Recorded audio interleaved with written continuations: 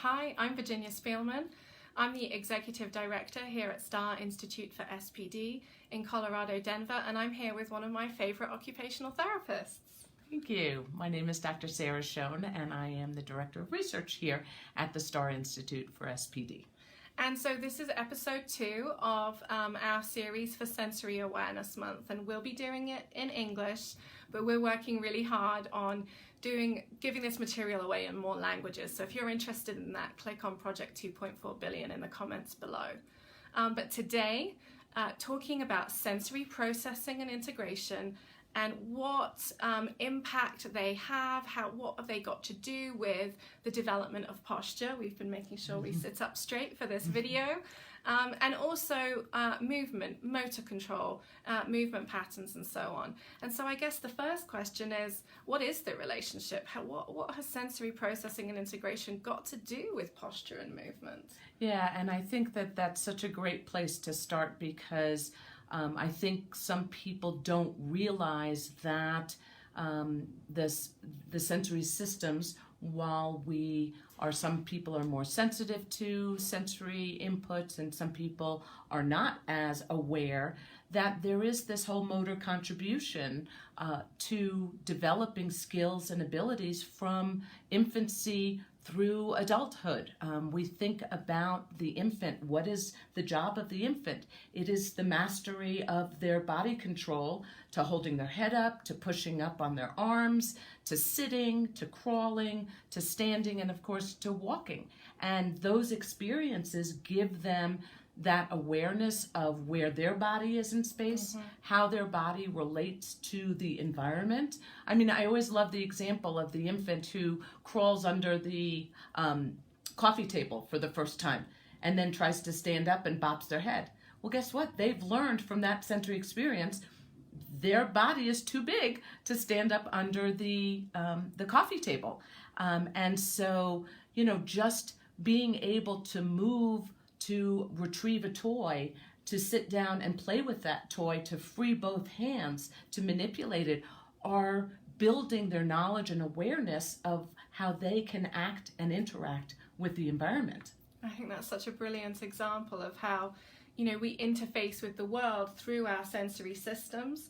And so then we kind of try these things out when we're learning to master our bodies. And when they go wrong, that's really valuable information so that we can learn how to do things with more finesse and control and eventually, go to Harvard and take over the world, which is what we want for all our children. Right, and it all starts in being able to sit up and free your hands to play with an object and to learn about the properties and qualities of that object, but also to have ideas of how to move your body and to feel in control of your body. And I think sometimes we worry about some of the kids who are great sitters and they don't get those opportunities to explore. Or they have this wonderful idea of, I want to go play with those toys, but then when they get there, they don't really know what to do with the toys. So we see some destructive elements in their play because throwing or banging are sort of the only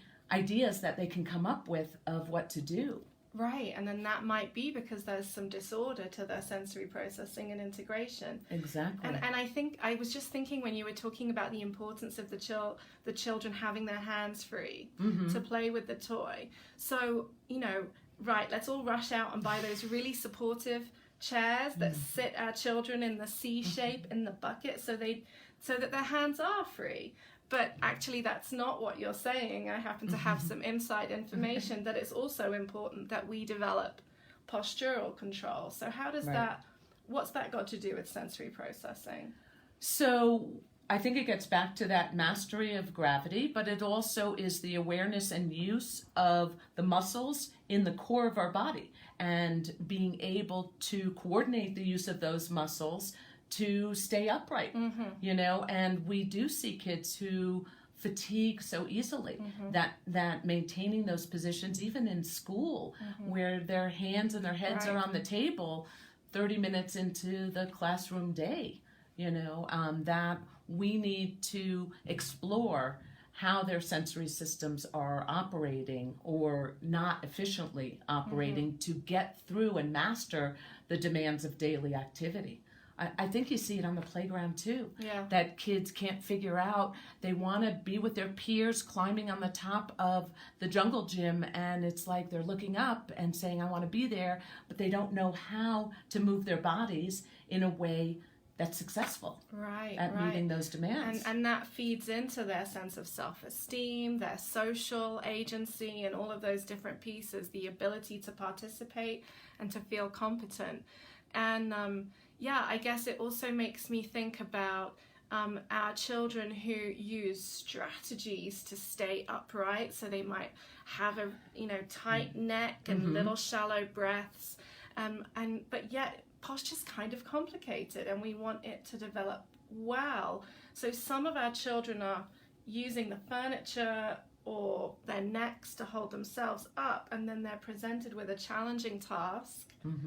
And their posture kind of goes offline. Right, because those are things that should be automatic, right? You don't think about, yes, we thought about sitting up tall. And so you do kind of have to remind yourself, especially when you're an adult. But when you're a kid, those things are automatic so that you can focus on writing or reading or communicating or even eating. What you just described, if you're all stiff up here, your jaw's going to get tight, and just chewing and mastering some of the oral motor skills or the mouth related abilities that are associated with good eating behaviors is going to be hard. Right. So what we want for our children is we want them to develop great posture, and that means encouraging them to move, and it means getting them the experiences that they need and the practice and the repetition, and we want them to develop efficient motor control and that map of the world and their body in the world. But some of our children, some of our 9-year-olds, they come to us and they've done okay in school. We see them and we see that their posture is, they can either sit up or they can work. But how do you explain that to the well-meaning grandparent or the skeptical educator who's saying, well, this kid's 9 years old, they're sitting in the classroom just fine. What are you talking about posture for? Well, I think you have to look at the big picture and how is that interfering with other elements of their daily life, because is that 9-year-old able to participate in the playground with their peers? Are they able to do after-school activities, which don't have to be necessarily physical activities? Music, playing an instrument, craft activities, a lot of those things depend on not just the posture, because I think we really have to think about this planning and control of movement that is also inherent to social participation. You talked about self-esteem and being able to keep up with your peers. One point that always drives home to me is, how many times does it take your kiddo to learn a new motor task, whether it's, martial arts or soccer or riding a bike? Some of those activities that we sometimes take for granted, their muscles and joints don't remember the movement sequences that are designed to become automatic so that they can focus on even the pretend play themes that are so central to that social participation piece. Because if I'm thinking I have to move one arm and the other arm to climb up, I'm not even thinking that we're engaged in a superhero game that I don't have capacities to fit into my ability level at that point. Yeah, which then feeds into higher academics later on and so on. Yeah, absolutely. Really, really valuable information, I think, to try and understand and talk about. And I'm thinking about, children who, there's a group of children who can learn an activity. Yes. And they can become very competent at a familiar activity. And then you present them with something new, and you know who I'm talking about, right? What happens to those kids? Well, they end up being very controlling, right? So you put them in a peer setting, and they're going to dictate how and what gets done because they're that's the one method or activity or play scheme that they're comfortable with, and they also sort of know that they may not be able to take new ideas and figure out how to incorporate them from another play partner. Right. And so they become very rigid about their play. Yeah. And it's hard to play with other kids when you're that controlling and demanding on the themes. Yeah, you have one idea that works and you know you can do, and anything new is confusing and disorganizing for you. So you might avoid those situations where there's novelty, or you might just come across as kind of bossy and controlling and rigid. Right. And then I think so it can lead to withdrawal. I think that's one of those things, but it can also lead to anxiety around playing with other kids, because you just don't know if they're going to present something that you're not going to be able to handle.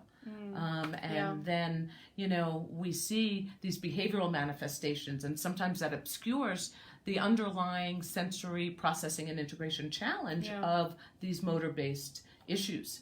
Yeah, so lots to think about, And thank you so much. Thank you so much for your time, Dr. Schoen, and thank you for joining us. And I hope to see you again next week when we talk about sensory modulation and everything that includes.